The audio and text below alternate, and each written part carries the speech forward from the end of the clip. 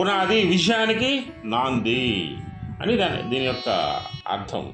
అయితే ఈ గీత యందు శ్రీకృష్ణ పరమాత్ముడు అదేవిధంగా అర్జునుడు వాళ్ళు ఇద్దరు కూడా నరనారాయణులు. ఈ నరనారాయణులు ఇద్దరు కలిసి రథం మీద కూర్చున్నప్పుడు వాళ్ళ చూడటానికి ప్రత్యేకమైన ఆకర్షణగా నిలిచిపోయాడు మొత్తం ఎక్కడ కురుక్షేత్ర యుద్ధంలో. అదేవిధంగా ఇక్కడ ఉన్నటువంటి గుర్రాలు తెలుపు రంగును సూచిస్తాయి. తెలుపు రంగు అంటే ఏంటంటే సత్వగుణాన్ని సూచిస్తుంది, ధర్మాన్ని సూచిస్తుంది. దీనిని బట్టి ఇంకొక విషయం అర్థం చేసుకోవాలి. తెలుపు గుర్రాలు ఎక్కడ ఉంటే అక్కడ విజయం సాధించవచ్చు. అంటే మీరు పెంచుకోవాలనుకుంటే మంచి తెలుపు గుర్రాలను పెంచుకోండి. దానివల్ల మీకు సత్వగుణాలు వస్తాయి, విజయం సిద్ధిస్తుంది.